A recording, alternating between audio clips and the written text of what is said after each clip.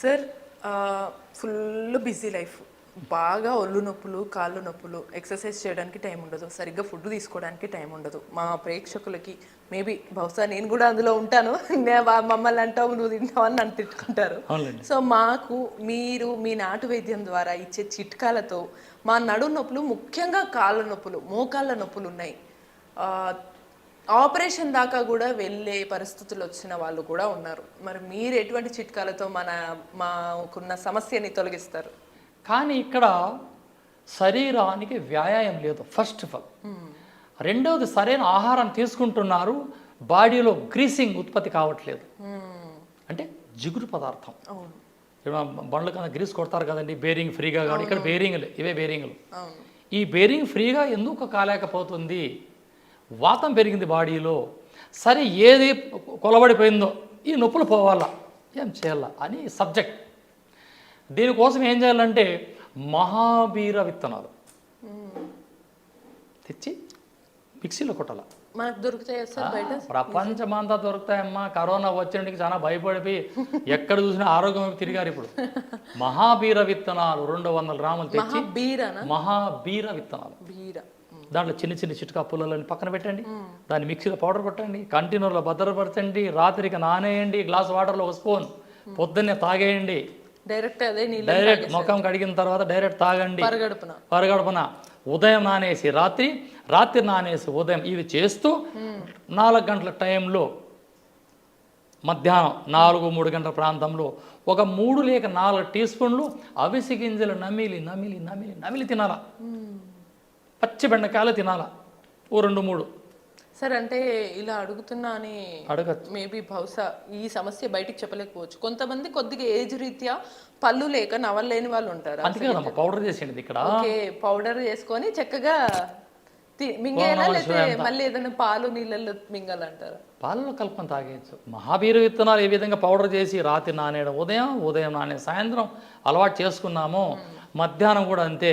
ఈ అవిసి గింజల చూర్ణాన్ని 1 స్పూన్ అలా నోట్లో వేసి సప్పరించండి, అని పాలు తాగండి లేదా నీళ్లు తాగండి. ఇది రక్తంలో కలిసి గ్రీసింగ్ పెంచడంలో మహోన్నత స్థానం. రోజు 2 బెండకాయలు ఏ విధంగా తినండి, అన్ని ఆకుకూరలు తినండి, క్యారెట్, బీట్రూట్, కోసి ఇవన్నీ తినండి. ఇవి తినకనే ఈ రోగాలు వస్తాయండి. జఠరాగ్ని పెంచే ఆహారాలు, మసాలాలు, బిర్యానీలు ఇవి పక్కన పెట్టండి. ఈ చికెన్ అస్సలు తినకండి, వచ్చేదే దీంతో రోగం.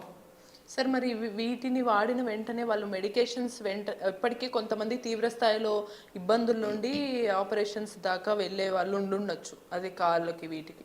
మరి వాళ్ళు ఈ పర్టికులర్ మీరు వాడే చిట్కా వాడటంతో మెడిసిన్స్ వాడటం ఆపేయాలా, కంటిన్యూ చేయాలా? ఆపేయచ్చు. ఇప్పుడు ఇంటర్నల్గా చెప్పినా అప్లై చెప్తా, లోపలికి చెప్పానమ్మా, ఇంటర్నల్గా చెప్పా. ఇప్పుడు పైపూతకి ఏం చేయాలి మనం? స్వచ్ఛమైన నువ్వుల నూనె లేదా ఆముదం, అందులో ఏం చేయాలో 1 గుప్పుడు మిరియాలు, 1 గుప్పుడు వెల్లిపాయలు దంచండి, కచ్చా పచ్చగా దంచి అందులో వేయండి, బాగా మరిగించండి. అవి మాడే తరుణంలో దాన్ని వడబోసుకొని దాన్ని మోకాలకు తిక్కడం అలవాటు చేయండి. ఇక్కడ ఈ గ్రీసింగ్ వల్ల ఈ సెక్షన్ టైట్ అయిపోయి ఉంటుంది, ఇది లూజ్ అయిపోతుంది. ఇంటర్నల్గా చెప్పాను, అప్లై చెప్పాను. ఈ రెండిటి చేయక ముందు ఇంకొక పని చేయాలా, మల విసర్జన కోసం ఏదైనా తీసుకోవాలా. బాగా మోషన్స్ అయిపోయి, బాగా మోషన్స్ కావాలమ్మా. ఓకే, ఎందుకు సార్ దానికి కారణం? ఎందుకంటే రక్తం శుద్ధి కావాలా ఫస్ట్.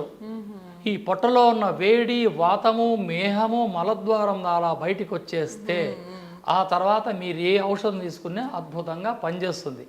సార్ మరి ఇప్పుడు మోషన్ ఫ్రీ అవ్వడానికి మళ్ళీ మందులు అని వాడకుండా న్యాచురల్గా ఫ్రీగా మొత్తం దంచి కొట్టాలి అని, సునామకి చూర్ణం ఉంది కదండి, అమ్మలాంటి సునామకి చూర్ణం కొట్లో దొరికేస్తుంది. ఆ సునామకి చూర్ణం తెచ్చుకొని రోజు 1 స్పూన్ అలా గోరువెచ్చిన వాటర్లో 3 రోజులు వాడండి. దాని పని మనం చేసుకుని వెళ్ళిపోతుంది. పొద్దున్నే పరగడుపున, నైట్ పడుకొని. ఈ సునామికి చూర్ణం 3 రోజులు వాడే రోజుల్లో మజ్జిగ, మాంసము ఇటువంటి తీసుకోకూడదు, పెరుగు అసలు తినకూడదు, ఏది తీసుకోకూడదు, మధ్యాహ్నం కూడా తీసుకోవద్దు అసలు. 3 పూటలు ఎప్పుడు కూడా ఈ 3 రోజులు సునామకి చూర్ణం రాత్రి పూట మీరు నీళ్ళల్లో తీసుకుంటున్నప్పుడు, గోరువెచ్చని నీళ్ళల్లో తీసుకుంటున్నప్పుడు మీరు అసలు ముట్టకూడదు. మాంసం తీసుకోకూడదు, మాంసం, గుడ్లు, నీసు ఇవి ఈ దరిద్రం ఏది తీసుకోకూడదు. ఓకే, పక్కన పెట్టేసి 3 రోజులు ప్రశాంతంగా ఇంట్లో పప్పు అన్నం రసం తినుకుంటూ ఇది వాడామంటే మల విసర్జన సాఫీగా జరిగిన తర్వాత ఆటికే మీకు సగం వెళ్ళిపోతుంది. అంటే 3 రోజులు అవి ఆ ప్రాసెస్ అయిన తర్వాత మీరు చెప్పినటువంటి రెమెడీ పాటించాలి. రాత్రిపూట పొడిని నానపెట్టి పొద్దున కల్లా తాగాలి. మహాబీర విత్తనాలు మిక్సీలో పౌడర్ చేసి ఒక వాటర్లో ఒక నార్మల్ వాటర్లో 2 స్పూన్లు వేసి ఏదైనా ప్లేట్ మూసి పెట్టండి. ముఖం కడగానే పొద్దున తాగేస్తాను అంటే మళ్ళీ వేసి పెట్టండి నైట్. మళ్ళీ నైట్ తిన్న తర్వాత సార్ రాత్రి భోజనం చేసిన నైట్ చేసిన తర్వాత ఉదయం 2 స్పూన్లు రాత్రి 2 స్పూన్లు చేస్తూ మధ్యాహ్నం 3 గంటల ప్రాంతంలో 2 టీ స్పూన్ల అవిసె గింజలు తినచ్చు. పళ్ళు లేని వాళ్ళు పౌడర్ చేసి వాటర్లో కలుపుకొని తాగేసేయచ్చు లేదా చప్పరించి తర్వాత పాలు తాగేయచ్చు. అంతే. ఇది ఎన్ని రోజుల వరకు వాడాలి? 90 రోజుల చిట్కా ఇది. 90 రోజులు ఆపరేషన్ లేకుండా ₹1 ఖర్చు కాకుండా 90 రోజులు ఇది వాడితే ఖచ్చితంగా ఆపరేషన్ దాకా వెళ్ళిన వాళ్ళైనా ఎటువంటి వాళ్ళకైనా. ఇప్పుడు వాళ్ళు ఏమంటారు, ఎముకలు అరిగినాయి అరగడం ఛాన్స్ ఉండదమ్మా. ఈ ఎమకి మధ్యలో లేయర్ ఆ జిగురు వెళ్ళిపోయి అలా కూర్చొని అది పెయిన్ వస్తుంది అన్నమాట, అది వాపు వస్తుంది. ఈ స్వెల్లింగ్ పోవాలంటే పైపూతకి చెప్పాను, ఇంటర్నల్గా చెప్పాను, మల విసర్జన ఈ 3 చేసుకుంటే ఆటోమేటిక్గా మీరు మామూలుగా ఎదురు. నా అనుభవం నా దగ్గర చాలామంది వచ్చారు. రెండవది ఈ మోకాళ్ళు నడుమునికి భాగం చిన్నగా ఉండి ఇక్కడి నుంచి పెద్దగా ఉంటుంది, పొట్ట ఇంత పెద్దగా అయిపోయింది. సింగిల్ ప్యాక్, అది 6 ప్యాక్ కాదు. ఎప్పుడైతే ఈ సింగిల్ ప్యాక్ వచ్చేస్తుందో ఈ బిల్డింగ్ పెద్దగా అయినప్పుడు పిల్లర్లు వీక్ అవుతాయి.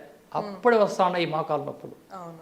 పుట్ట తగ్గడానికి గోరువెచ్చనిగా నీళ్లు తాగాల, ఇలా ఎనుక వంగాల రోజు 10 నిమిషాలు, ఆటోమేటిక్గా మీరు తగ్గిపోతారు.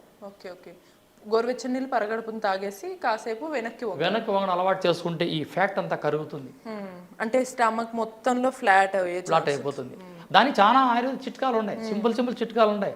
ఆ నూనె తయారు చేయడం, ఆ పొట్టకి ఈ పిరుదులకి తొడలకి బాగా మర్దన చేస్తే ఆటోమేటిక్గా సన్నగైపోతారు. ఆ చెమట రూపంలో మనం ఎలాగో దానికి వీడియో కూడా చేశాం కాబట్టి ఈ ఒబేసిటీ కానీ బరువు పెరిగిన వాళ్ళకి తగ్గడానికి చక్కగా ఆ రెమెడీస్ వాడుతూ మళ్ళీ మీరు చెప్పినట్టు గోరువెచ్చని నీళ్ళు తాగి వెనక్కి వంగితే పొట్ట తగ్గుతుంది. దాని తర్వాత మోకాళ్ళ నొప్పులకి ఎటువంటి చిట్కాలో మీరు చక్కగా చెప్పారు. సో చూసారు కదా, మోకాళ్ళ చిట్కాకి ఇంత అద్భుతమైన రెమెడీ మనం మేబీ బహుశా ఎప్పుడు చూసుండము. మళ్ళీ కేఎస్ రసూల్ సర్జీ గురూజీ చెప్పినటువంటి నాటు వైద్య చిట్కాలు ఎంత ప్రభావితం అవుతాయంటే మనము ఖచ్చితంగా ఆపరేషన్ దాకా వెళ్ళే ఎటువంటి సమస్య అయినా సరే వెళ్ళే పని లేకుండా ఇంట్లోనే మన వంట ప్రాంతాన్ని, వంట చేసుకునే కిచెన్ని వైద్యశాలగా మార్చుకుంటే ఖచ్చితంగా మన సమస్యలన్నీ తగ్గిపోతాయి అన్నమాట. ఇటువంటి మరిన్ని టిప్స్ కోసం కీప్ వాచింగ్.